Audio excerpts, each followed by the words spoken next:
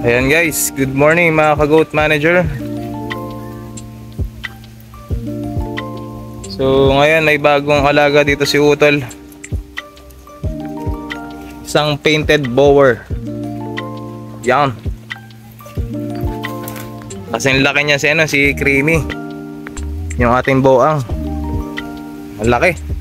Ang ganda pa ng kulay. Oh. Medyo mas mahaba siya kay Borsilo.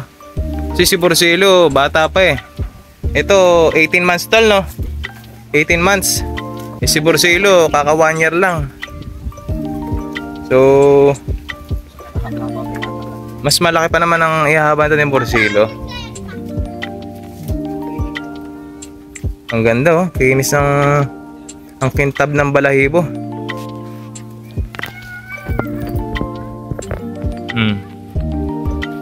Ito ay paiwi lang kay Utol. Ibig sabihin ng paiwi, depende yun sa usapan. Halimbawa, kung pagkakabili niya sa kambing ay 10,000, naparami niya, after ilang months, after ilang years, kakaltas yung puhunan ng 10,000 tsaka yung mga pinambili ng feeds o kaya pang maintenance, and then paghahatian nila yung matitira na sa na pagbentahan. Okay, so ganun yung usapan. Pero ang usapan dito nila naman ni Utol tsaka yung nagpaiwi sa kanya, sa unang anak, pagka nakadalawang anak, edi tigisa sila. So kahit sampa ni Borsilo, wala akong hati. Okay lang. Pero sa susunod na sampa, ang gagawin ko, ipapasampa ko to sa full blood na na tawag dito, red dappled na na boar kay Sir Chris Eleto, kay Kimber's Boy. Yan po si Kimber's Boy, yung kulay red. Yan is yung red dappled tiger. Grabe, napakalaki. So dyan tayo magpapa-stud kapag after mga anak nitong painted bower ni Utol. Kung may pera nga lang ngayon, sana pasampahan ko na to ngayon dun eh. Kaso ayun, ang usapan nila, edi sa kanila pa yung unang anak, edi wag muna, dito na tayo kay Borsilo muna siya. So pagka anak niya hindi pa nag-hit eh. Actually siguro nag-hit na to, kaso ngayon is hindi pa, hintay pa tayo ng mga 18 to 21 days. So pag nanganak siya, isa dun sa may-ari, isa kay Utol, then sa susunod na anakan, ako na magpapasampa para sa akin yung isa, dun yung isa sa may-ari. Pero kakausapin ko muna kasi gagastusan ko magkano yung pasampa.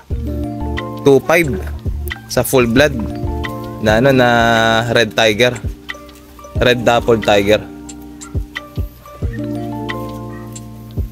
Okay, so yan, ipil-ipil muna sila, and then madre cacao. Eto, nagtry ako ng ng acacia, kaso mukhang hindi pa sila sanay. Hindi nila binakbakan, so iniwan ko na muna dito, ibinaba ko kasi hindi na kasya sa feeder, masyadong marami. Siguro sanayin muna natin, and then after ng ilang try, kapag nagustuhan nila, edi kukumpay na rin natin to sa kanila. But for the meantime, yan na lang muna, testing lang naman yan.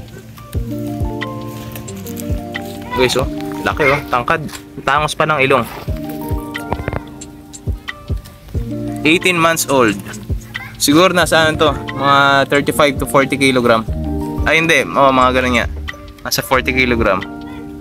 Kasi si Borsilo 42 kilogram eh. Ito mas mahaba pa kay Borsilo. Pero iba kasi yung karne ng barako, mas marami compare sa babae. Kaya tingin ko mga 35 to 40 kilogram nandun ang weight nito. Laki.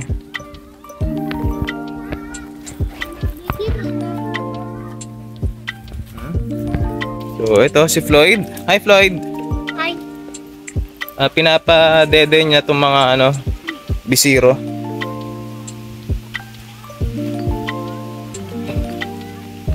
Para iwas bansot, kahit bansot dahil native. Kita mo, mas matanda tong dalawa native compare dito sa upgraded na to. Mas matanda sila ng 1 buwan. Pero iba talaga kapag ano, upgraded. Mas mabilis siyang lumaki. 2 months, hindi. Ito ay December 26. Magto 2 months na. February. Ay, 2 months na pala to. Yan. Ito ay magti 3 months. 3 months na siya. Pero sabi nga, pagka native talaga, maliit. Pero itong isa kong native dito ay maganda. Pagka ano niya, laki. Ito, si Ichi. Kasi siguro magaling talaga mag-alaga. Ito si Big Mama, magaling magpadede. Yan, 3 months old na to. Laki oh. Taba. Gutom pa yan. Si Ichi. Like mother, like daughter. Yan. Papadidihan ko yung anak ni Panela. Hindi yan. Si ano lang. Si Kopi ko. Tsaka si ano. Si Otoko. Ang patidayan mo. Parang maubos dito. So yun lang guys. Ang update natin ngayon. Okay. So total of 20 heads na nandito sa atin. Pan 20 heads to. Si ano. Ang pangalan po niya is si Ruby. Ruby. Oo, taas pa ata. Ruby. Ay, talagang mataas na yan pag tumayo. Buti kang magpaka. Ganda. Ayos yan, ayos.